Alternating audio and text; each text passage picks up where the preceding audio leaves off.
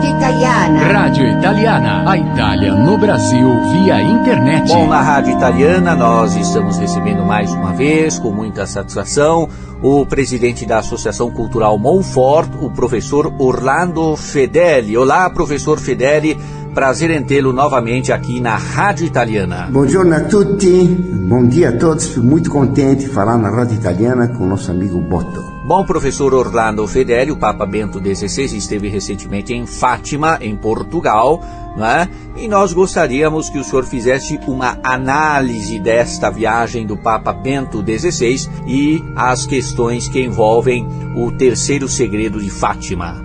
O Papa ir a Fátima, de novo, onde ele esteve em 2000 com o Papa João Paulo II, foi uma decisão de extrema importância para esse papado. O Papa estava tomando medidas claras de retorno ao que a Igreja sempre foi, dando liberdade à missa, combatendo todas as interpretações ultramodernistas pós-conciliares, fazendo reparos ao próprio concílio, querendo reformar a missa nova. Por causa disso, ele despertou um ódio imenso do clero modernista, que é a grande maioria. Ele tomou uma atitude, então, inteiramente oposta do que havia dos papas conciliares desde 1958, com João XXIII, Paulo VI, João Paulo I e mesmo João Paulo II. No final da vida de João Paulo II, o cardeal Ratzinger tinha obtido uma grande influência sobre ele e levou João Paulo II a tomar algumas medidas mais sérias. Agora estourou esse problema enorme da pedofilia no clero. Na Irlanda, 38 mil casos. A Irlanda é uma ilha. O Brasil é um continente. Eu estou falando de geografia. Mas é natural que nas ilhas, sendo tão pequenas, haja uma população menor. A população da Irlanda não sei quanto que é. Mas certamente o Brasil é muito mais. Nós temos 200 milhões. Isso pode ser que tenha um número de padres tão grande quanto existe no Brasil. Mas a Irlanda é uma ilha. O Brasil é um continente. E nesse continente tem acontecido recentemente, apareceram recentemente uns casos de pederastia, de pedofilia, de homossexualismo, como queiram chamar, padres que abusavam de meninos ou padres que abusavam de seminaristas nos seminários. Primeiro foi um caso escandaloso em Arapiraca, depois outro caso escandaloso em Franca.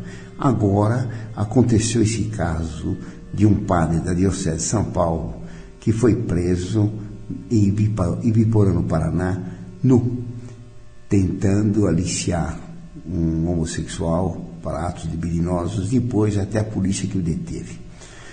É claro que vem logo a desculpa e a defesa de que ele estava nu porque ele tinha bebido demais e vomitado sobre a batina, como se beber demais não fosse também para um padre uma vergonha.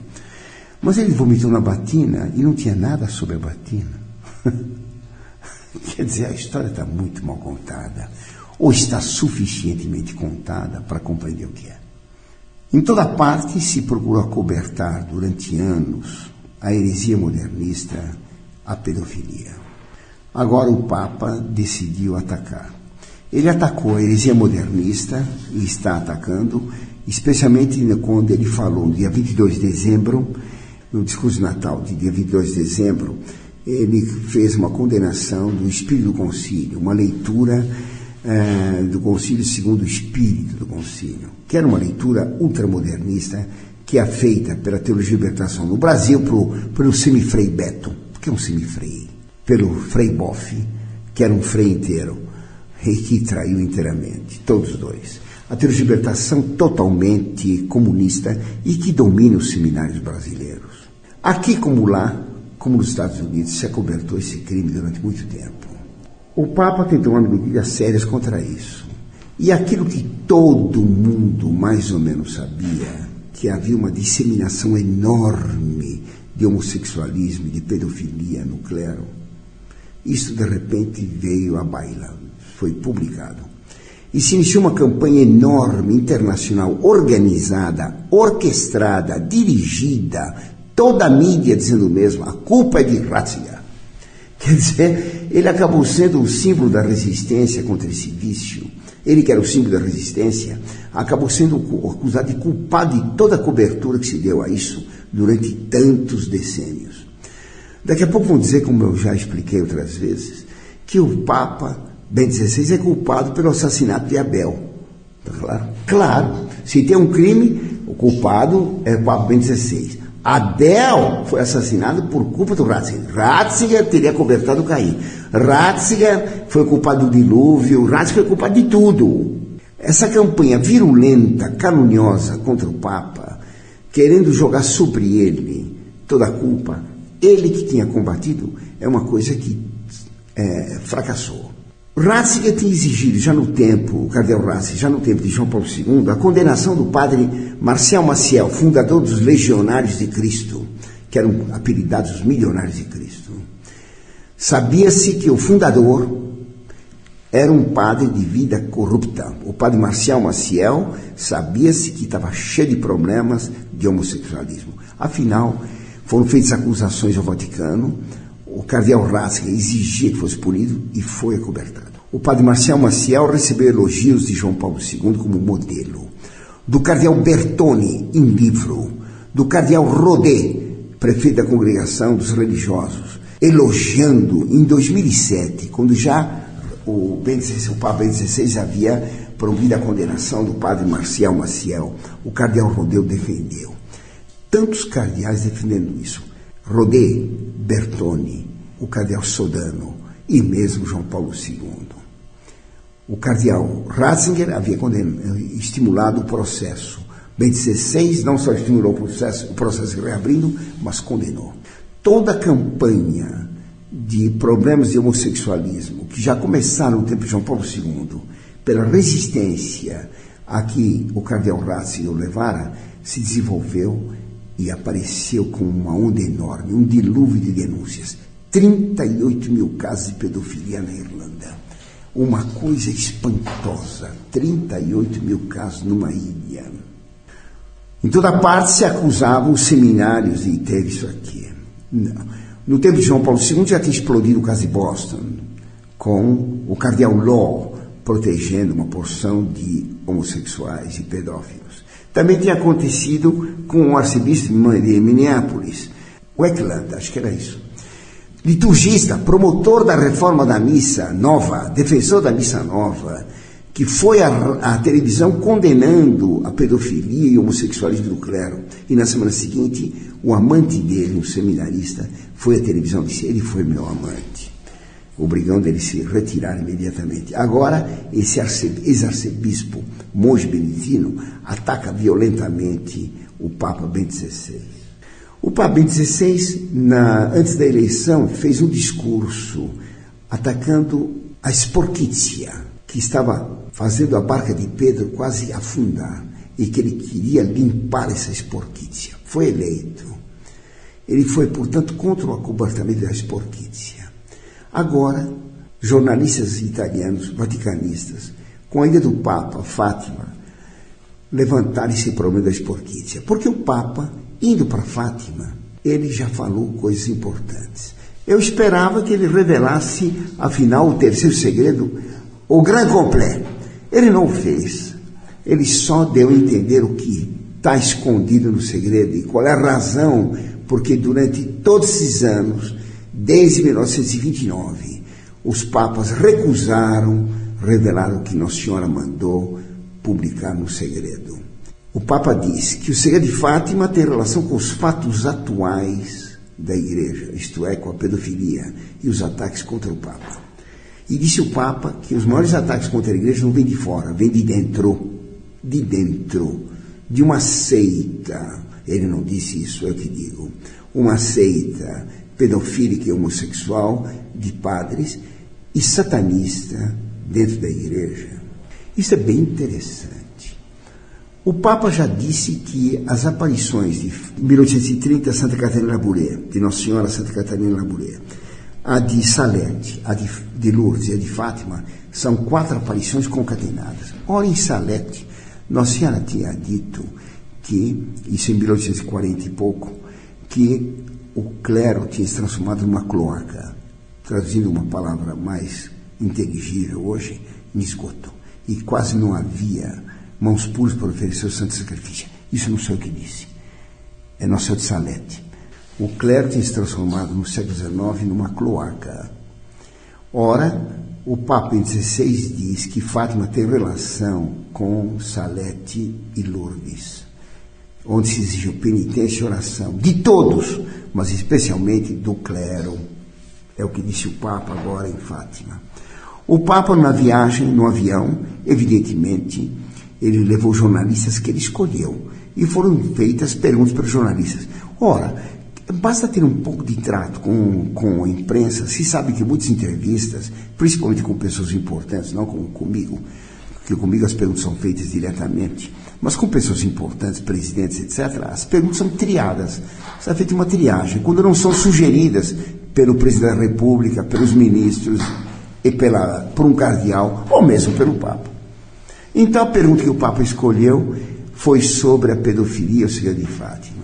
E o Papa disse que se enganam aqueles que pensam que o segredo de Fátima tem relação com o passado, mas tem relação com os casos atuais. Ora, os cardeais Sodano, secretário de Estado de João Paulo II, o cardeal Bertone, secretário de Estado de Bento XVI, disseram e reafirmaram que o segredo de Fátima não tinha nada a ver com o futuro, que já tinha se realizado com o atentado a João Paulo II em 1981, o que era uma mentira enorme, porque na visão de Fátima, um Papa é morto com uma porção de cardeais, bispos e padres. E no atentado de João Paulo II, ninguém morreu. Ninguém teve nada. O Papa só sofreu um atentado grave, foi para o hospital, sarou, não morreu. Ficou vivo ainda há 24 anos. Então é muito tempo. O segredo de Fátima não foi o atentado contra João Paulo II. O cardeal Sodano e os que o apoiaram mentiram. O cardeal Bertone atacou violentamente o jornalista Antônio Sotti, que insistia e provava que além da visão, há um texto de Nossa Senhora de Fátima explicando a visão do Papa, que seria a cidade em ruínas, Roma, a Igreja Católica, sob montanha com a cruz, o Calvário, isto é, reza a missa, e é massacrado a tiros e flechadas. As flechadas é que são curiosas. Junto com uma porção de cardeais, bispos, padres, freiras e povo. Isso ainda não aconteceu? Isso vai acontecer. Bento XVI mostrou que os fatos de Fátima, então, estão acontecendo. E, misteriosamente, ele disse num sermão aos assistentes: se vós voltardes aqui no ano do centenário de Fátima, em 2017, tereis talvez visto já o triunfo do Imaculado Coração de Maria. Quer dizer, ele prevê, por um prazo curioso de 7 anos, algo. É claro que ele não sabe o futuro cronologicamente com datas, mas é curioso, porque ele conhece o segredo e vê que o segredo está se realizando. A opinião dele sobre a possibilidade futura, dando um limite de 7 anos, aparentemente, essa previsão tão precisa indica o conhecimento de detalhes que estão no segredo. Hoje saiu um artigo de um jornalista italiano, Francesco Colafemina, mostrando que outros já falaram que o segredo de Fátima e todo o problema atual da igreja está relacionado com essa crise do homossexualismo. Então, conta-se lá que, num livro, conta o articulista Francesco Colafemina, de que ele encontrou nos Estados Unidos livros do padre Malachi Martin, que foi secretário do cardeal Bea durante muitos anos no Vaticano e que decidiu sair. É sabido que o padre Malachi Martin conhecia o segredo de Fátima. É sabido que ele conhecia muita coisa do Vaticano. É sabido que tentaram comprá-lo, não deixá-lo sair, oferecendo até o chapéu de cardeal para ele. Ele recusou. Saiu e publicou romances curiosos, em que ele troca os nomes de cardeais para não poder ser processado.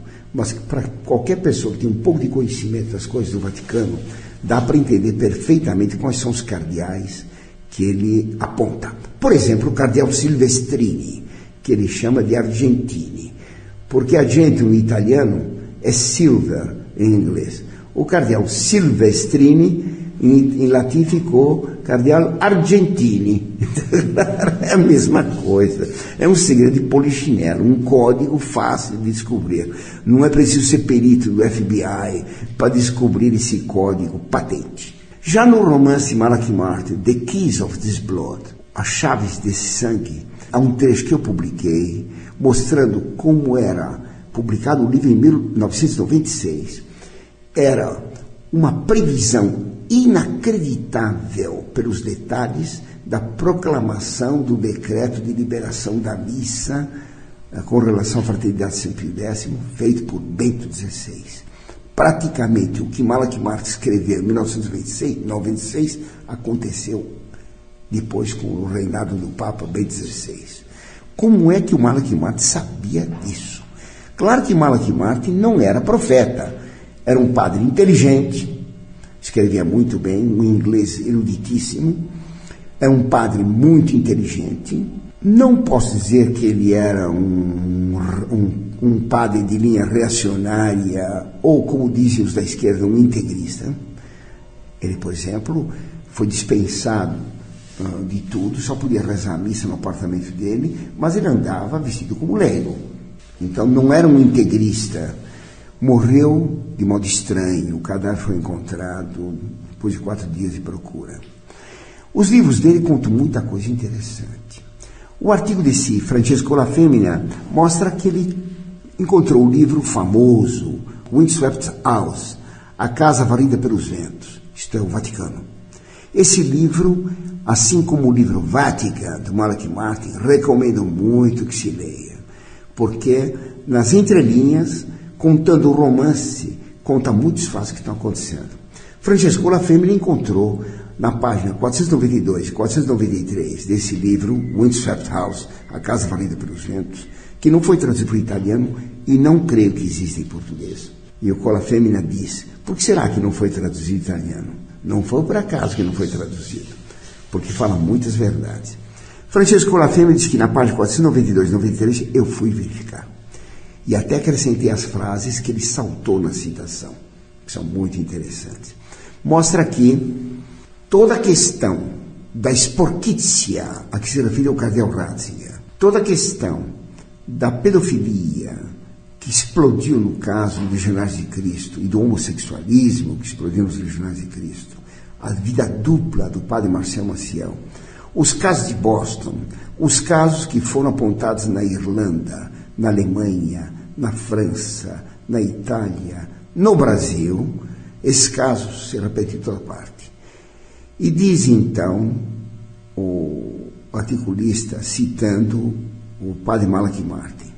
A citação do Malachi Martin diz o seguinte, que haveria uma profecia maçônica dizendo que Satanás dominaria a igreja quando houvesse um outro papa chamado Paulo. É claro que não acredito em profecias maçônicas, mas houve um fato curioso. Quando Nossa Senhora apareceu em Fátima, na Praça São Pedro, no mesmo dia, um grupo de maçons abriram uma faixa dizendo: Satanás dominará o Vaticano, haverá um papa que será escravo de Satanás. Isso quando apareceu Nossa Senhora em Fátima. Quem conta isso foi o padre, aquele polonês que agora foi canonizado, o padre, aquele que morreu no campo de concentração. Um padre que ofereceu a vida em troca de um prisioneiro que ia ser fuzilado, junto com outros, e era um pai de família. Então o padre se ofereceu e foi fechado na cela e morreu de inanição, de fome lá. Esse padre deu a vida pelo prisioneiro, no lugar do prisioneiro. Ele que disse, era seminarista naquele tempo, quando apareceu esse caso na Praça São Pedro. Então, o problema da maçonaria na igreja e o problema de Fátima estão bastante unidos por essas duas cenas. Nossa Senhora aparece em Fátima, os maçons abrem uma faixa proclamando que a maçonaria reinará no Vaticano. Quando João XXIII foi eleito, um grande maçom, amigo dele, está no site Monfort, publicou que uma da maçonaria cobriu a cúpula do Vaticano. Por isso, quando morreram João XXIII e Paulo VI, a maçonaria compareceu no enterro deles e fez enormes elogios a João XXIII, que sacrificou os valores mais tradicionais da igreja para salvar a Igreja Católica. Sacrificou. A Paulo VI, que fez praticamente anular os decretos vaticanos contra a maçonaria. O bispo da Igreja Gnóstica, maçom, Gamberini, foi ao enterro e fez esse elogio ao Papa Paulo VI. Agora vem esse artigo, esse texto do Malachi Martin, lembrado pelo jornalista Cola Fêmina, de que quando houvesse um Papa chamado Paulo, tá claro, haveria um triunfo maçônico. O Papa foi eleito em junho, acho que no dia 22, por aí, de junho, de 1963. João III reinou de 1958 a 63.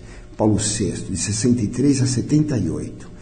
Depois houve o interregno de João Paulo I, que durou 33 dias, depois João Paulo II, de 78 a 2005. Então, uma semana depois do Papa Paulo VI ser eleito, diz o padre Malachi Martin, houve uma cerimônia secreta no Vaticano, feita por cardeais, bispos e padres e leigos. Uma missa satânica que foi feita na Capela Paulina. Não havia possibilidade de levar por dentro do Vaticano uma criança e sacrificá-la na missa negra, consagrando o Vaticano a Lúcifer. Está tudo nesse artigo. Então, se resolveu fazer uma missa negra ao mesmo tempo, concomitante, no mesmo momento, controlada por telefone, o tempo, uma missa negra na Carolina do Sul.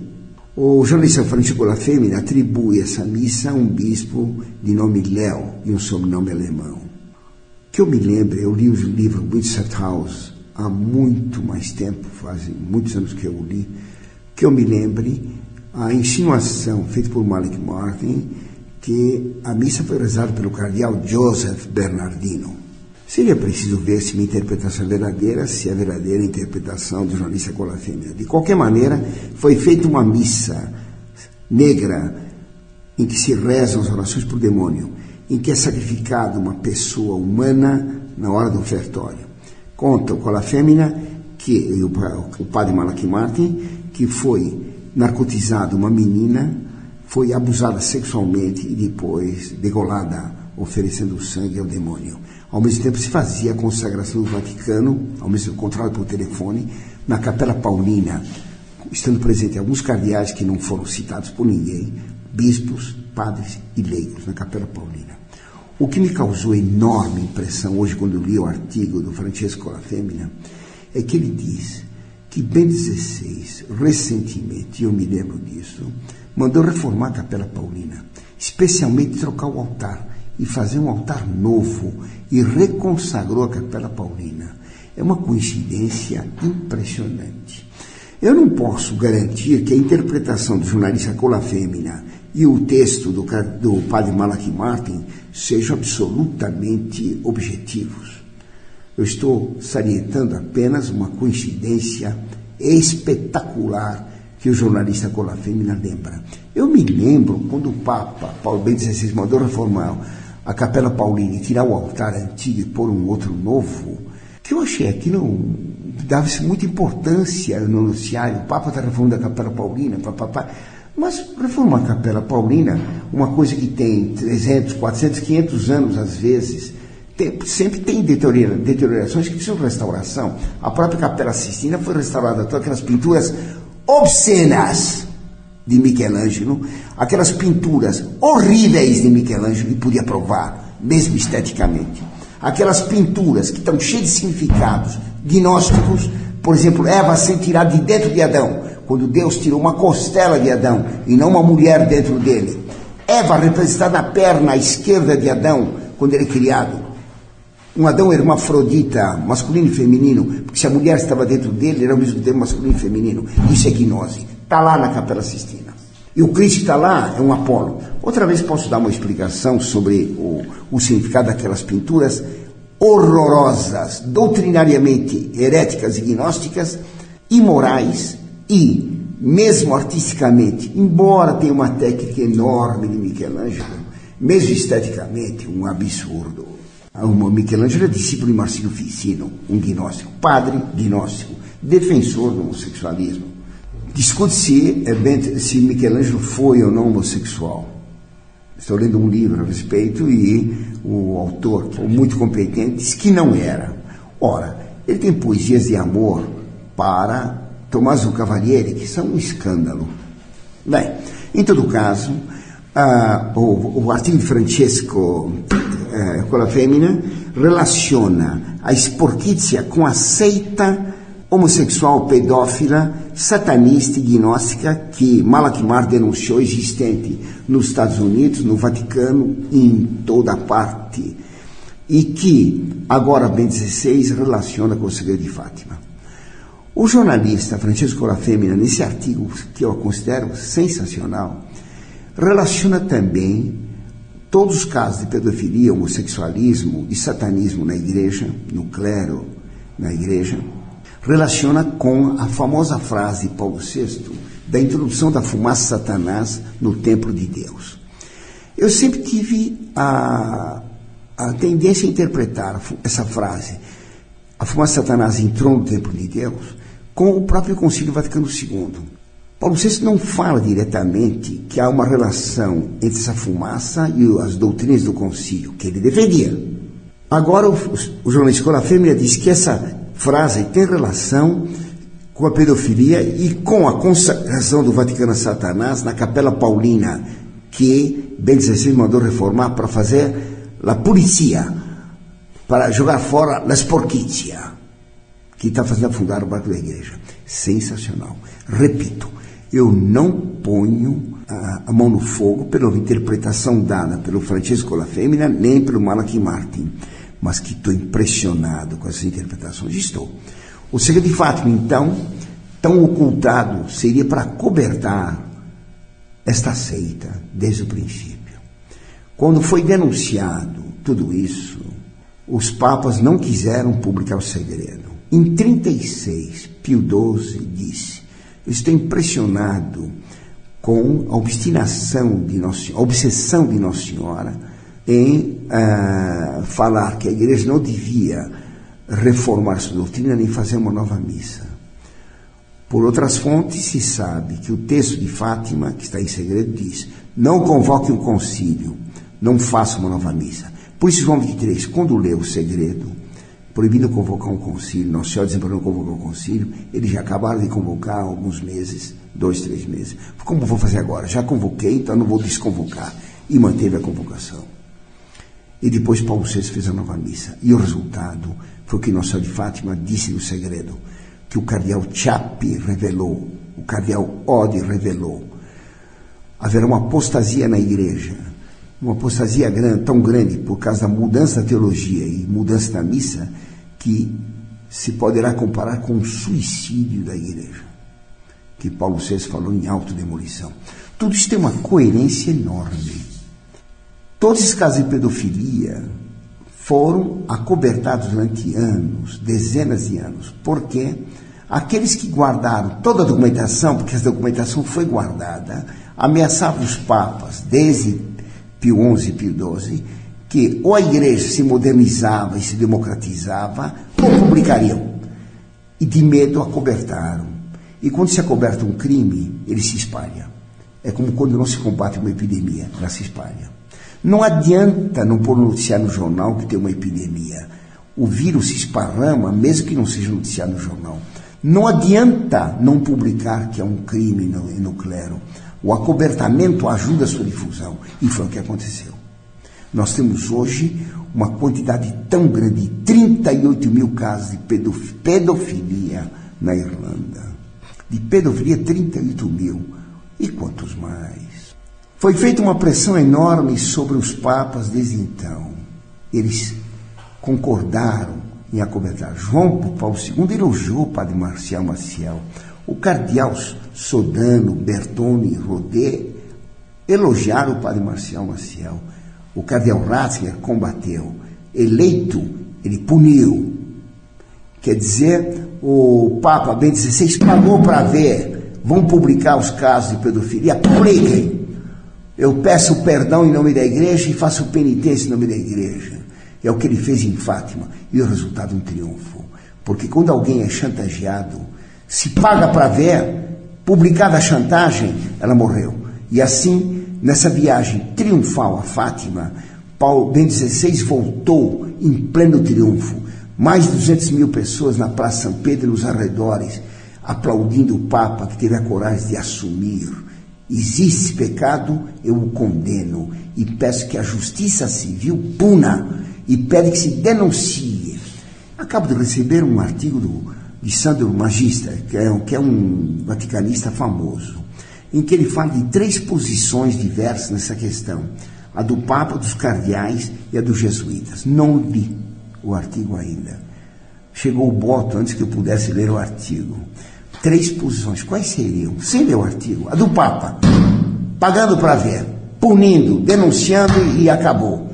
Então, vamos limpar a barca de São Pedro com esta sporcizia. É claro que Nossa Senhora não falou da palavra sporcizia. Essa palavra é muito inusual nos lábios de Santíssima Virgem. Mas ela falou em cloaca, não é em Salete. Ela repetiu, não sei com que palavras isso. O Segredo de Fátima agora, que tem 25 linhas, é claro que fica fácil de descobrir. Começa falando, o dogma da fé se manterá em Portugal, mas depois fala da apostasia de um continente, a Europa. Caso fosse convocado um concílio e modiada a missa, que isso redundaria numa apostasia da igreja, tá claro? Uma apostasia de muitos dentro da igreja, uma apostasia no clero, uma introdução da fumaça de Satanás no próprio Vaticano, no templo de Deus, na Capela Paulina, dentro do Vaticano, a consagração do Vaticano a Satanás, como foi noticiado por Malachi Martin, pondo todas as reservas a um romance semi-histórico, mas que tem tanta verossimilhança. Depois, todos os fatos agora relacionados com os legionários de Cristo e com o Papa Bento XVI. Tudo isso tem uma coerência enorme. O Papa está sendo muito odiado. O cardeal Magela disse que há muitos que desejam a morte desse Papa. O cardeal Magela, de Salvador. Muito bom ele ter dito isso. Porque eu já ouvi muitos padres dizerem isso, né? Esse Papa vai morrer logo teremos um outro da nossa linha e acaba tudo isso. Quando no Brasil se deseja que o Papa morra depressa, na Itália tem alguém fazendo chá, como deram para João Paulo I. O chá da meia-noite, como se diz aqui no Brasil. O Segredo de Fátima fala depois de um Papa que sai da cidade arruinada, Roma, a Igreja Católica. Roma simboliza a Igreja. Cidade arruinada não é que estão caindo as paredes, está caindo as cúpulas e estão caindo as colunas da Igreja, cardeais, bispos e etc. O cardeal Ciappi disse que a apostasia começaria no mais alto vértice da Igreja. Ora, o mais alto vértice da Igreja é o papado. Essa cobertura do crime começou lá em cima. Uma coisa gravíssima. Segundo o cardeal Ciappi, segundo o Cola Fêmea, segundo o Malachi Martin, eu estou só repetindo e vendo como as informações que eu possuo se casam logicamente com todos esses fatos. O que parece que vai acontecer é exatamente isso. O Papa resolveu acabar com o acobertamento do crime, acabar com a chantagem. Ora, pior que o pecado é o acobertamento dele. Porque alguém pode cair em pecado por uma fraqueza pessoal, pode cair por malícia, mas quem defende o pecado, procurando justificá-lo teológica e canonicamente, friamente, comete a defesa do pecado intelectualmente. Os pecados de inteligência e de espírito são muito piores que os pecados carnais. Esse acobertamento e a defesa do crime é pior do que o próprio crime. Pior que o crime é a defesa dele. Esse acobertamento é uma forma de defesa. A gente vê, por exemplo, na política brasileira, como se fazem acobertamentos nas CPIs. Ainda agora foi aprovado o projeto Ficha Limpa, só para 2012. Votado em massa, unanimemente no Senado. Se é para 2012, daqui para frente. No passado, esqueçam. Mas o acobertamento da ficha limpa até 2012 é sujar a ficha limpa. Não tem cabimento. É uma confissão de que tem. Os que votam para 2012 acabaram confessando que a ficha deles não está tão limpa assim. Depois que eu saí do meu mandato, aí sim, por enquanto me deixa concorrer mais 4, mais 8 anos. Uma vergonha. Assim também, aqueles que querem fazer a ficha limpa só para daqui 10 mil anos na igreja, esses estão acobertando e difundindo o crime. É por isso que pobres jovens entram nos seminários, acabam sendo corrompidos, ou entram já corrompidos para corromper. O Papa diz bem, é preciso um recrutamento mais sério nos seminários. Só pode ser aceito como candidato a sacerdote, ao celibato sagrado, quem tem uma pureza muito grande. São Pio X mandava expulsar qualquer seminarista que mostrasse uma ponta de orgulho ou uma ponta de vaidade. Um seminarista bem penteadinho, bem enfeitadinho, que usa perfume, não podia estar no seminário. Não quer dizer que devam ter seminaristas sujos. Tomar banho é necessário, ao contrário do que muitas pessoas fazem na Europa. Tem que tomar banho, não pode estar mal cheiroso, mas não pode estar perfumadinho, não pode ser delicadinho. A igreja precisa de homens, precisa de padres varonis, padres tão varonis que sejam capazes de morrer na defesa da virtude. Havia um provérbio, profecia na Roma pagã, hein? Desde a fundação por Rômulo. Roma perecerá quando não tiver mais moços e moças virgens. Claro, um povo que não tem jovens capazes de manter a castidade, isto é, capaz de não viver por prazer, perece. Porque se um moço quer buscar o prazer de qualquer maneira, ele não quer saber de morrer, ele não quer ir para a guerra. E quando Roma só tinha moços que não praticavam a castidade plena, moços e moças que não praticavam a castidade plena, quando não havia mais vestais para cuidar do fogo sagrado, nem moços castos para ir para a guerra puros, Roma pereceu. Porque quem não é capaz de vencer o prazer, não é capaz de vencer a dor. E Roma pereceu. Assim, quando Roma católica não tiver mais padres capazes de vencer a tentação do prazer, não terá mais padres capazes do heroísmo de morrer. Essa crise só poderá ser vencida, como diz a profecia de Fátima, por um papa, cardeais, padres, freiras e povo que morram pela fé, colocando a fé, a verdade, acima da carne, do prazer, de qualquer tipo que seja. Daí a força do celibato. O celibato é a sementeira do martírio. Bom, professor Orlando Fedeli, nós gostaríamos de agradecer muito a sua participação aqui na Rádio Italiana, falando mais uma vez sobre um tema muito interessante que envolve o catolicismo romano, a Igreja Católica Apostólica Romana, tá certo? Esperamos o senhor em outras oportunidades aqui na nossa programação. Os casos estão crescendo. O problema de Roma, do Papa Bento XVI, a cada dia tem notícias novas. Se Boto me permitir, e se eu estiver de pé, estarei aqui falando com os senhores com muita alegria. E hoje foi um comentário muito sério demais, não houve ocasião de rir dos hereges, porque o tema é trágico demais. Mas haverá outras ocasiões que podemos dar risada dos hereges, e para rir dos hereges estou sempre pronto. Na Rádio Italiana nós recebemos mais uma vez o presidente da Associação Cultural Monfort, o professor Orlando Fedeli. Rádio Italiana. Rádio Italiana. A Itália no Brasil via internet.